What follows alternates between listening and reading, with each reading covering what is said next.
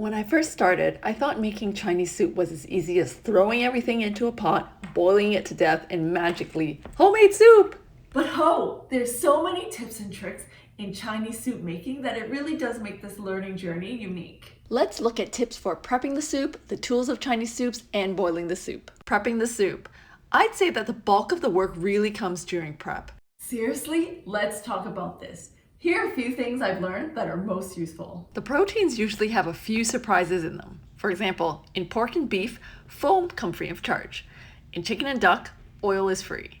In seafood, especially in fish, it's something fishy. Here are a few ways to prepare the meats for soups. 1. Blanching meats. By blanching meats, you boil out the loose protein, fat, or blood cells which eventually float to the top of the water. This is best for pork bones and beef, which tend to produce more brown foam. To blanch meats, boil a pot of water that will fit the amount of bones and meat you have for your soup, and once the water boils, just flash boil it. Some add it to cold water, but I like to flash boil because it really shocks the meat and a lot of stuff comes out and you aren't fully cooking the protein necessarily. Once the water reboils, I'll remove the protein and rinse under warm water a few times until the water runs clear. Oh, tip 1.1 is to add a spoonful of instant coffee before the water boils. This is a Korean method which is used for both pork and beef bones.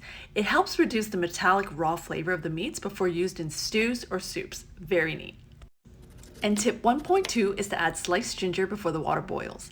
It's the Chinese method and commonly used with parts like pork feet, chicken feet, or organs like stomach and lungs. 2. Pan fry or oven roast the protein. Frying with oil, ginger, or scallions is the go-to method for fish for sure, and also sometimes for organs like stomach and lungs. This makes the protein fragrantly delicious.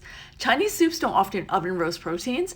I found this technique used in Vietnamese and Korean soups, and they make amazing soups too. Another prep tip is to pre-soak ingredients and rinse with warm water. I've added a link to prep videos for certain ingredients for your learning pleasure. Some drying and preservation techniques use sulfur as a drying agent, especially with white herbs such as dried Chinese yam or dried lotus seeds. By soaking and rinsing them, you eliminate as much of these chemicals as possible. I also soak to soften some of the ingredients before use.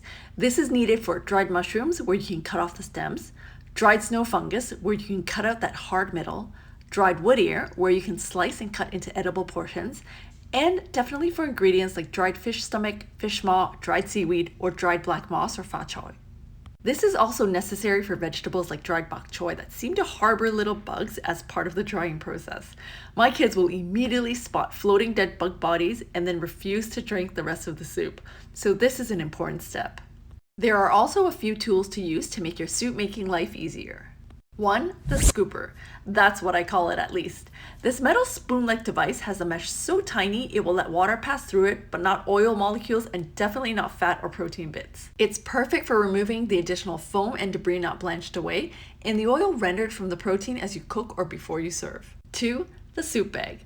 Just like a tea bag, except it's bigger, and I like that they're reusable. You can use them to keep all your ingredients together, especially smaller herbs like seeds, grains, or fruits. I will also use this for fish because it holds the bones together. 3. Get a thermal pot. This energy-saving tool is perfect for that long boil Chinese soup. I'll often prep and boil the soup in the morning, load it into the thermal pot, and come back in the evening for dinner. All the while, it's gently cooking by itself. And finally, some cooking tips. If you'd like to add more water to your soup, add boiling water and not cold or tap water. I tend to use the very hot water from my handy-dandy Japanese hot water boil. If you don't have one handy, you should boil water in a small pot first.